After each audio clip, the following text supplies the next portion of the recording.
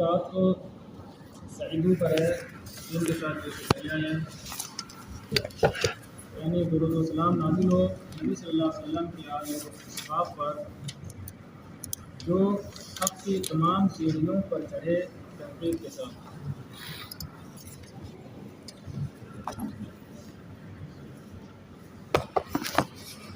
متن ہے اوپر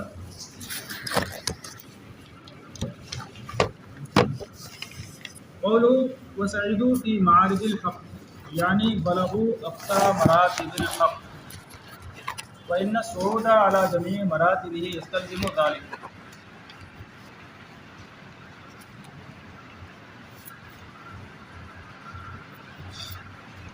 مطلب یہ ہے کہ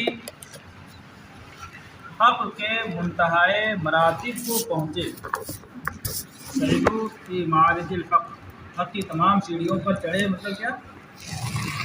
حق کے منتہائے مراتب پر پہنچے۔ اب صعود کا معنی چڑھنا ہوتا ہے، یہاں پہنچنے سے کیسے تفسیر کر دی گئی اس کی؟ تو اس کی وجہ یہ ہے کہ معارج یہ جمع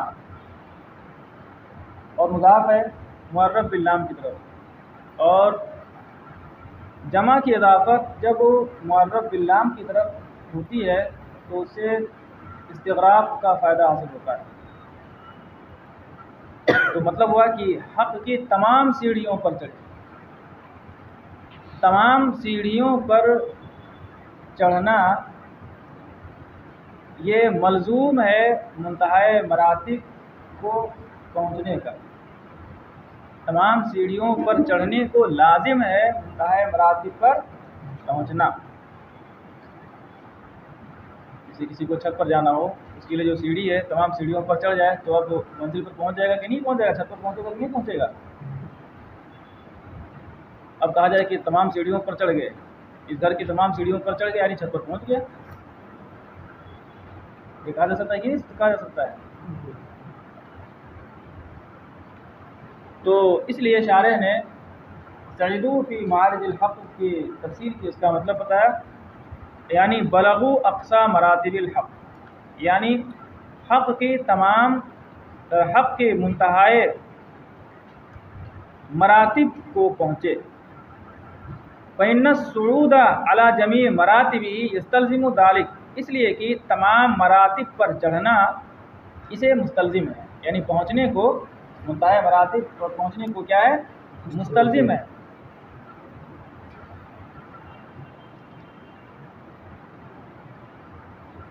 قولہ بالتحقیق، بالتحقیق کا تعلق کس سے ہے؟ تو کہتے ہیں ظرف لغو متعلق بسعیدوا کما مر۔ بالتحقیق کا تعلق، بالتحقیق یہ ظرف لغو ہے، متعلق ہے سعیدوا سے، جیسا کہ اس سے پہلے گزر چکا ہے، یعنی کہاں گزرا ہے؟ الذین سعیدوا فی مناہج الصدق بالتصدیق، تو بالتصدیق کا تعلق کس سے ہے؟ سعیدوا سے ہے، وہاں پر ظرف لغو ہے بالتصدیق۔ تو اسی طرح وسعیدوا فی معارج الحق بالتحقیق میں بالتحقیق یہ ظرف لغو ہے، کس سے متعلق ہے؟ سعیدوا، ساتھ کے ساتھ جو سعیدوا ہے اس سے متعلق ہے۔ تو وہی کہا کما مرہ، جیسا کہ گزرا، یہ ترکیب گزر چکی ہے۔ ایک دوسرا احتمال بھی ہے یہاں پر، فرماتے ہیں او مستقر خبر مبتدأ محذوف اے ھذا الحکم متلبس بالتحقیق اے متحقق۔ ایک دوسرا احتمال یہ ہے کہ یہ ظرف مستقر ہو۔ ظرف لغو اور ظرف مستقر میں فرق کیا ہے؟ آپ اولا اور ثانیہ میں پڑھ چکے ہوں گے کہ جار مجرور کا متعلق، یعنی جس سے متعلق ہو، کیا ہوگا؟ متعلق ہوگا کہ نہیں ہوگا؟ جار مجرور کا متعلق اگر مذکور ہو لفظوں میں تو ایسی صورت میں اس کو کیا کہا جاتا ہے؟ ظرف لغو کہا جاتا ہے، اور اگر محذوف ہو تو ایسی صورت میں ظرف مستقر کہا جاتا ہے۔ تو پہلی جو صورت بتائی گئی اس صورت میں جس میں کیا ہے؟ بالتحقیق سعیدوا سے متعلق ہے، تو متعلق لفظاً مذکور ہے، اس لیے وہ کیا ہے؟ ظرف لغو ہے۔ اور دوسرا احتمال کیا ہے کہ یہ ظرف مستقر ہو، تو ظرف مستقر ہونے کی صورت میں محذوف سے متعلق ہوگا یہ، ٹھیک ہے، اور جس سے متعلق ہوگا وہ خبر ہوگی مبتدا محذوف کی۔ وہ کہتے ہیں یا ظرف مستقر ہے، خبر ہے مبتدا محذوف کی، یعنی یہ خود جار مجرور خبر نہیں ہے، یہ جار مجرور خبر تھوڑی نہ بنتی ہے، بلکہ مطلب کیا ہے کہ یہ ظرف مستقر ہے مبتدا محذوف کی خبر ہے، یعنی جس سے جار مجرور یعنی ظرف متعلق ہے وہ خبر ہے مبتدا محذوف کی، یعنی مبتدا بھی محذوف اور جس سے یہ متعلق ہے وہ بھی محذوف ہے۔ اب اصل عبارت ہوگی، پوری عبارت ہوگی ھذا الحکم متلبس بالتحقیق، ھذا الحکم مبتدا ہے محذوف ہے اور جس سے بالتحقیق متعلق ہے وہ کیا ہے؟ متلبس، یہ خبر ہے، ٹھیک ہے، یہ حکم متلبس ہے تحقیق کے ساتھ۔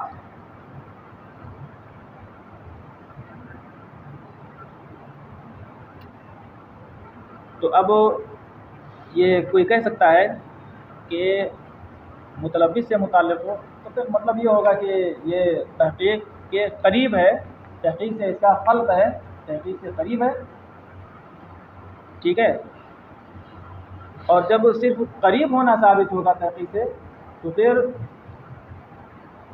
صعود کا جو حکم ہے وہ متحقق ہونا یقینی نہیں ہے، متحقق نہیں ہوگا، صرف قریب نہ ہونا ثابت ہوا، تحقیق کے ساتھ متلبس ہے یعنی تحقیق سے قریب ہے۔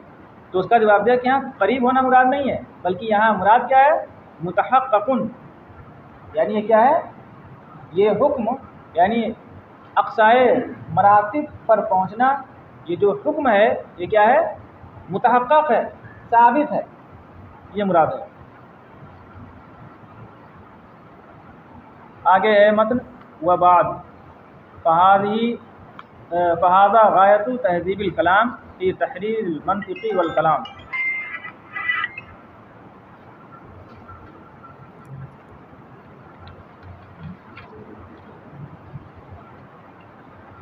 اور حمد و صلاۃ کے بعد تو یہ نہایت سنوارا ہوا کلام ہے منطق اور کلام کے بیان میں،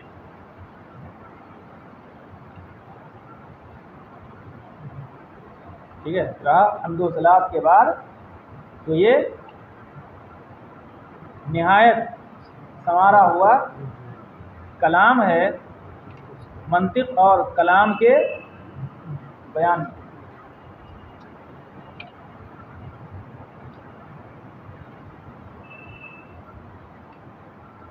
لفظ بعد کے لفظی تحقیق فرما رہے ہیں اور یہ ترکیب میں کیا واقع ہوتا ہے، معرب ہوتا ہے یا مبنی ہوتا ہے، کب معرب ہوتا ہے کب مبنی ہوتا ہے، اسی کو بتا رہے ہیں۔ آپ تو متعدد کتابوں میں نوحی سے پڑھ چکے ہیں۔ فرماتے ہیں ہوا من الغایات، یہ غایات میں سے ہے، یعنی بعد قبل و بعد وغیرہ کس میں سے ہیں؟ غایات میں سے ہیں۔ وَلَہَا حَالَاتٌ ثَلَاثٌ، اور اس کی 3 حالتیں ہیں۔ لِأَنَّا إِمَّا أَن يُذْكَرَ مَعَهَا الْمُضَافُ إِلَيْهِ أَوْ لَا، وَعَلَى الثَّانِي إِمَّا يَكُونَ نَسْيًا مَنْسِيًّا أَوْ مَنْوِيًّا، فَعَلَى الْأَوَّلَيْنِ مُعْرَبَةٌ وَعَلَى الثَّانِي مَبْنِيَّةٌ عَلَى الضَّمِّ۔ 3 حالتوں میں منحصر ہے۔ 3 حالتیں کیا کیا ہیں؟ کہتے ہیں اس لیے کہ یا تو اس کے ساتھ مضاف الیہ مذکور ہوگا یا نہیں، اور دوسری صورت میں یا تو نسیم منسیہ ہوگا یعنی مضاف الیہ مذکور نہ ہو، تو یا تو نسیم منسیہ ہوگا یعنی لفظ میں بھی مذکور نہیں ہوگا اور نیت میں بھی ملحوظ نہیں ہوگا، او منوین، یا محذوف منوی ہوگا، ٹھیک ہے، یعنی لفظاً تو مذکور نہیں ہوگا، محذوف ہوگا، لیکن نیت میں ملحوظ ہوگا، نیت میں ارادے میں ہوگا۔ فعل اولین معربۃ، تو پہلی دونوں تقدیر پر معرب ہوتا ہے، اور تیسری تقدیر پر مبنی علی الضم. ٹھیک ہے، مثالوں کے ساتھ ساری تفصیل آپ نحو کی کتابوں میں ہدایت النحو اور نحو میر کافی وغیرہ میں پڑھ چکے ہوں گے.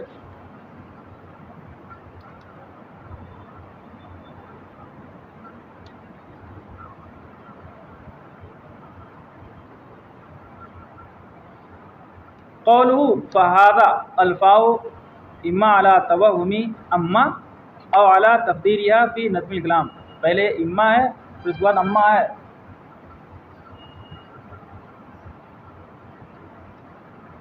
فہذا میں فا یہ جزائیہ ہے. فا جزائیہ وہاں آتا ہے جہاں کوئی کلمہ شرط ہو پہلے سے. یہاں تو کوئی ایسا کلمہ آیا نہیں ہے، کوئی ادات شرط اس سے پہلے تو ہے نہیں، پھر فا جزائیہ کا لانا کیوں کر صحیح ہوگا؟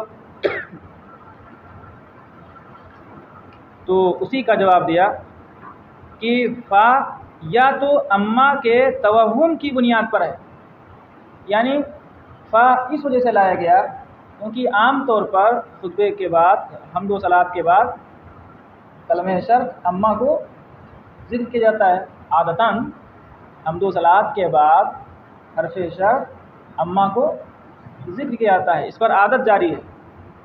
ٹھیک ہے، اس لیے مصنف کے وہم میں یہ بات تھی کہ یہاں اما ہے تو اما کے توہم کی بنیاد پر فا لے آئے. ٹھیک ہے، کہ حمد و صلات کے بعد عام طور پر اما کو ذکر کیا جاتا ہے. حمد و صلات کے بعد کہا جاتا ہے اما بعد. ٹھیک ہے، تو اما کے توہم کی بنیاد پر یہاں فا لے آئے. او اعلیٰ تقدیر یا فی نظم الکلام، یا اما کے نظم کلام میں مقدر ہونے کی بنیاد پر. لفظاً نہیں اگرچہ، لیکن یہاں اما مقدر ہے، تقدیراً اما موجود ہے، اور جب تقدیراً اما ہے تو پھر ایسی صورت میں فا کا لانا صحیح ہوگا. بات ختم ہوگی. اب بچا ہاذا کے بارے میں آپ پڑھ چکے ہیں کہ ہاذا یہ اشارہ کے لیے، اس میں اشارہ ہے، اور اس سے اشارہ کس کی طرف ہوتا ہے؟ حاضر محسوس بحث بصر کی طرف. کوئی محسوس اور مشاہد چیز ہو اس کی طرف اشارہ کرنے کے لیے آتا ہے. محسوس مشاہد جو دیکھنے میں آئے، یہ سب ساری چیزیں دکھ رہی ہیں، تبھی تو اشارہ کر رہے ہو. جو دیکھنے ہی میں نہ آئے کوئی چیز تو اس کی طرف اشارہ کیسے کیا جائے گا؟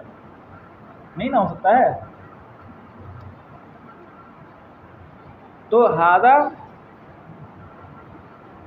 اس چیز کی طرف اشارہ کرنے کے لیے ہے جو محسوس ہو، مبصر ہو، مشاہد ہو. اور یہاں ہاذا سے اشارہ کس کی طرف ہے؟ کتاب کی طرف. اب کتاب میں 7 احتمال ہیں.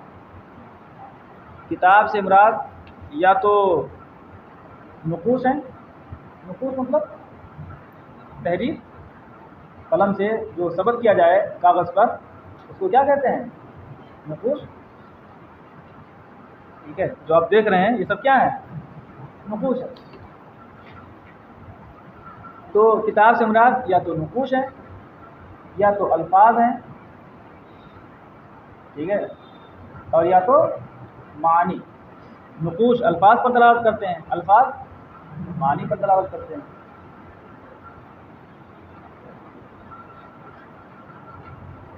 مثال کے طور پر زید آپ نے لکھا زا یا دال، تو اس کی دلالت کس پر ہوتی ہے؟ زید جو بول رہے ہیں اس پر. اور جو زید بول رہے ہیں آپ، اس کی دلالت کس پر ہے؟ معنی پر. ٹھیک ہے، معنی زید پر، مخصوص اور معین ذات پر. تو کتاب میں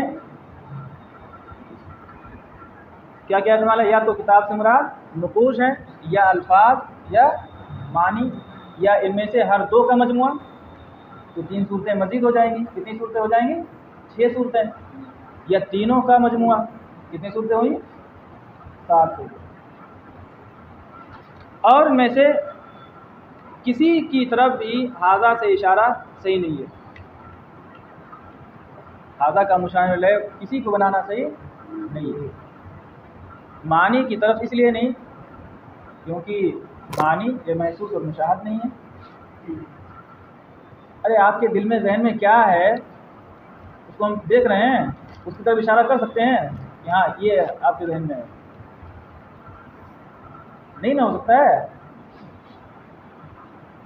تو معنی کی طرف ہاذا سے, اگر کتاب سے مراد معنی ہو تو ہاذا سے اشارہ صحیح نہیں. کیوں؟ اس لیے کہ محسوس اور مشاہد نہیں ہے. اور اگر کتاب سے مراد الفاظ ہو تو الفاظ کی طرف بھی اشارہ صحیح نہیں, اس لیے کہ الفاظ کا جو وجود ہوتا ہے وہ علی سبیل تعاقب ہوتا ہے, ایک کے بعد دیگرے ہوتا ہے, ایک ساتھ ہوتا نہیں ہے. ارے چند باتیں ہوں ایک بار کی بول سکتے ہو, ایک کے بعد دیگرے نہ بولو گے. الحمدللہ رب العالمین کہنا ہو تو الحمد ختم ہو گیا, رب ختم, اللہ ایک ایک نکل رہا ہے نا, تو اس کی طرف بھی اشارہ نہیں ہو سکتا ہے. نقوش کی طرف بھی اشارہ صحیح نہیں ہے. کتاب سے مراد نقوش ہو تو اس کی طرف بھی اشارہ صحیح نہیں, اس لیے کہ کتاب سے مقصود نقوش نہیں ہے بلکہ مقصود کیا ہے؟ مسائل ہیں. ٹھیک ہے, یہاں مقصود کیا ہے؟ یہ نقوش نہیں بلکہ مسائل, معنی مقصود ہے.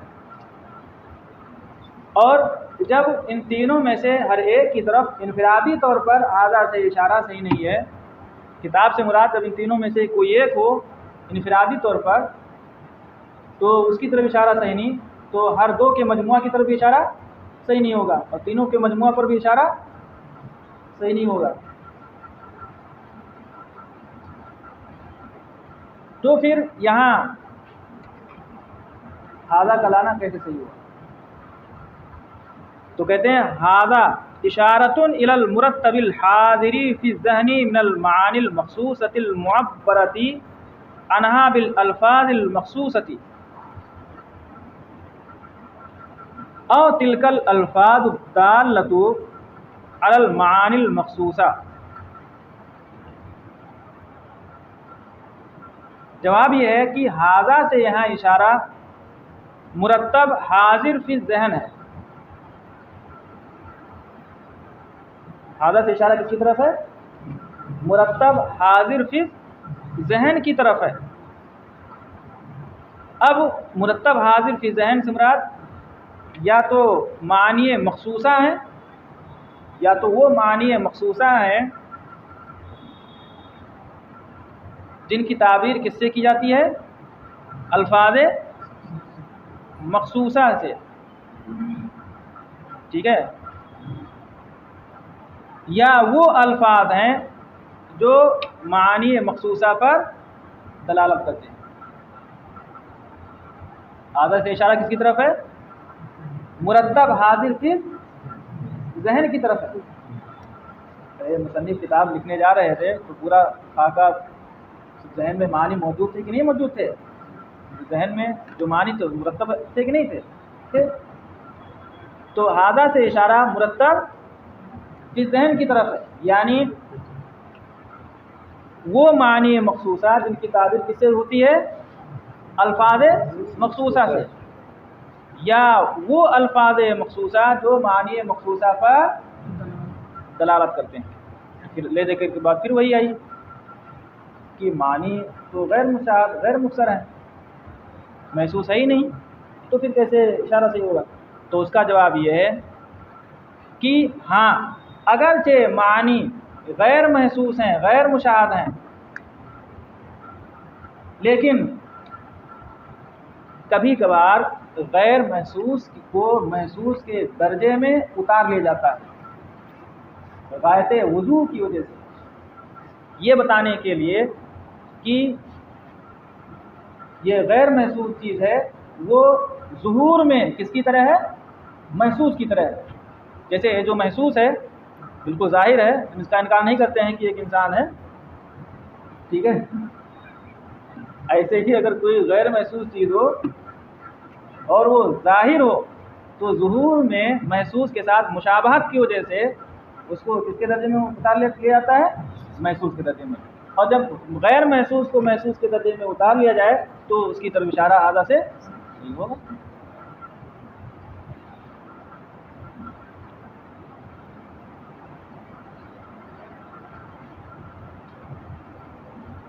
اب کوئی کہہ سکتا ہے کہ کیا ضرورت ہے اتنا جھمیلا پالنے کی؟ ہو سکتا ہے مصنف نے پہلے کتاب لکھ لیا ہو، خطبہ بعد میں لکھا ہو. کتاب تیار کرنے کے بعد یہ خطبہ کون سا ہو؟ دیباچہ یعنی خطبہ، یہ دیباچہ الحاقیہ ہو. دیباچہ الحاقیہ کا مطلب پہلے کتاب لکھی جائے، پھر اس کے بعد میں اس کے ساتھ کیا لاحق کر دیا جائے؟ دیباچہ. دیباچہ اس کے ساتھ جوڑ دیا جائے، یہ خطبہ لکھ دیا جائے. اور دوسرا ہے دیباچہ ابتدائیہ. دیباچہ ابتدائیہ واضح ہے کہ پہلے خطبہ لکھا جائے اس کے بعد کتاب لکھی جائے. تو یہ ہو سکتا ہے کہ مصنف نے پہلے کتاب لکھ لی ہو پھر اس کے بعد دیباچہ لکھے. جو کتاب موجود ہے، محسوس مشاہد ہے، اب اس کی طرف آدھا سے اشارہ صحیح ہے. تو اس کا جواب دیتے ہوئے فرماتے ہیں سواء کانا وضع الدیباجۃ قبل التصنیف او بعدہ،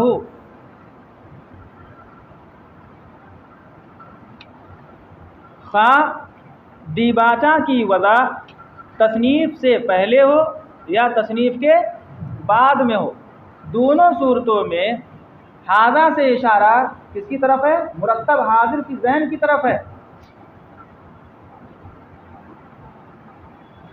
ٹھیک ہے.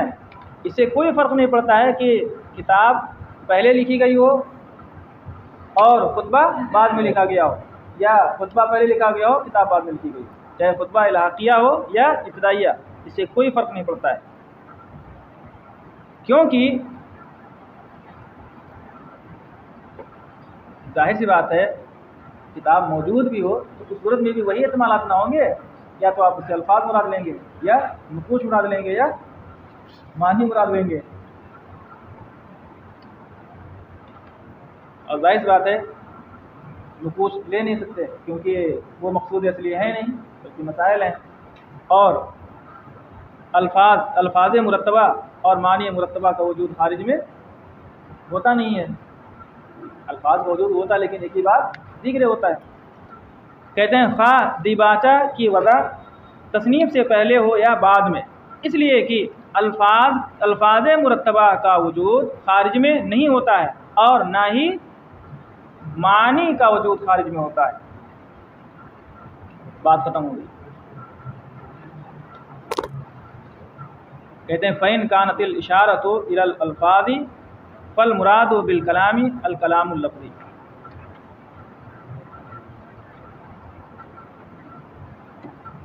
تو کیا بتایا؟ یہ بات ثابت ہو چکا کہ ہاذا سے اشارہ کیا ہے؟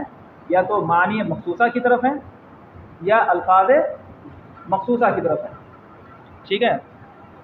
اب آگے جو کلام آیا ہے، ایسی صورت میں کلام سے کیا مراد ہے؟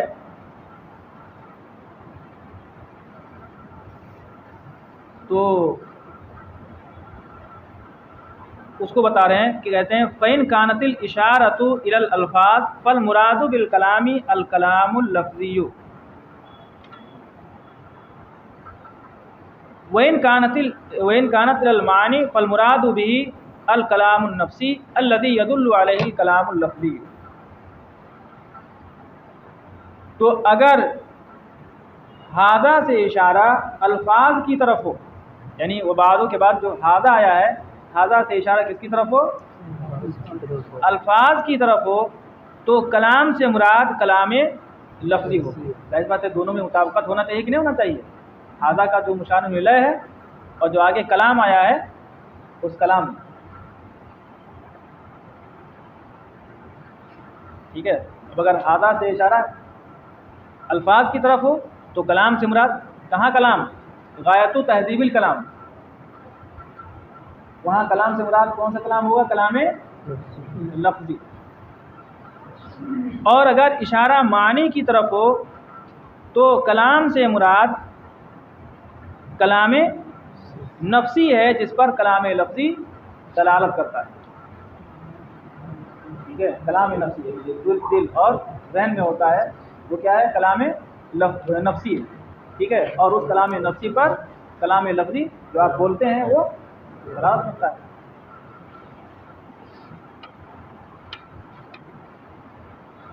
غایت تہذیب الکلام. کوئی یہ کہہ سکتا ہے کہ تہذیب یہ مصدر ہے اور ہادہ سے مراد کیا ہے؟ ذات ہے. ہادہ سے اشارہ ذاتی کی طرف نہ ہوتا ہے تو ہادہ سے مراد ذات ہے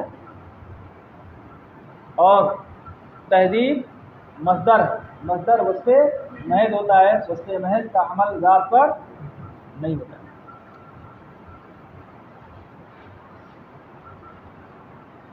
تو یہاں پھر حمل کیسے صحیح ہوگا؟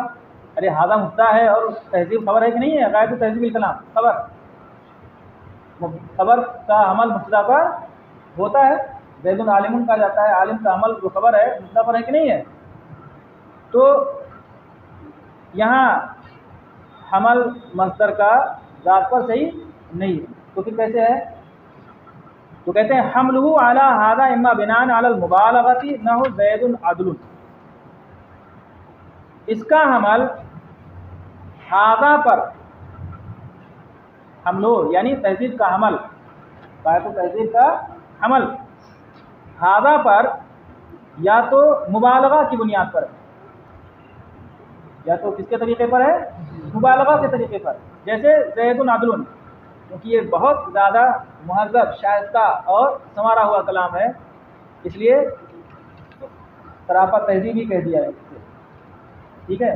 یہ مکمل تہذیبی ہے. جیسے زید عدل کہا جاتا ہے. زید جو ہمیشہ انصاف کرتا ہو اتنا انصاف میں عدل میں مشہور ہو جائے کہ اسے کیا کہا جانے لگے؟ عدل ہی کہا جائے گا کہ زید انصاف ہے عدل ہے. تو اس کا عمل ھذا پر یا تو مبالغہ کے طور پر ہے جیسے زید عدل او بناء علی ان تقدیر ھذا کلام مہذب غایت التہذیب یا یہاں پر مجاز فی الحذف ہے. مجاز فی الحذف کا مطلب واضح ہے کہ لفظ کسی لفظ کو ذکر کرنا یہ حقیقت ہے اور اس کو حذف کر دیا جائے تو یہ کیا ہے؟ مجاز ہے. لفظ کو ذکر کرنا یہ کیا ہے؟ حقیقت ہے اور اسے لفظ سے حذف کر دیا جائے تو کیا ہے؟ مجاز. مجاز فی الحذف کہیں گے اسی کو. تو یہاں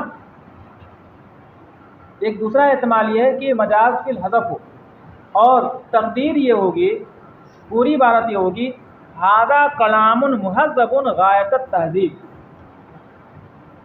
ھذا کلام مہذب غایت التہذیب. اب اس میں کیسے غایت التہذیب الکلام ہوا؟ تو خبر کو حذف کر دیا گیا. خبر کیا ہے؟ مہذب. ٹھیک ہے. مہذب جو ہے ھذا الکلام مہذب غایت التہذیب. مہذب جو خبر ہے اس کو حذف کر دیا گیا. پھر غایت التہذیب جو مفعول مطلق تھا اس کو خبر کے قائم مقام کر دیا گیا. ٹھیک ہے. اور جو اعراب خبر کا تھا یعنی رفع وہ اعراب کس کو دے دیا گیا؟ مفعول مطلق کو غایت التہذیب کو. تو کیا ہو گیا؟ ھذا غایت التہذیب. ھذا غایت التہذیب. اس کے بعد التہذیب کے الف لام کو حذف کر کے اس کے عوض میں کیا لیا ہے؟ مضاف الیہ الکلام. تو کیا ہو گیا؟ ھذا غایت تہذیب الکلام. ھذا غایت تہذیب الکلام. اور ادھر کلام کی اب کوئی حاجت رہی نہ کیونکہ مضاف الیہ کی صورت میں جو آیا ہے الکلام وہ اس پر دلالت کر رہا ہے.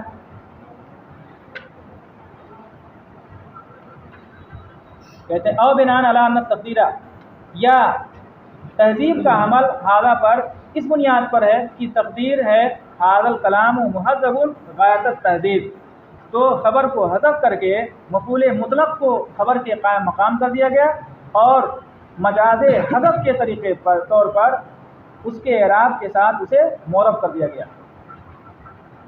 ٹھیک ہے، یعنی خبر کے اعراب کے ساتھ جو خبر کا اعراب تھا وہ اعراب اس کو دے دیا گیا مفعول مطلق کو، تو مرفوع ہو گیا.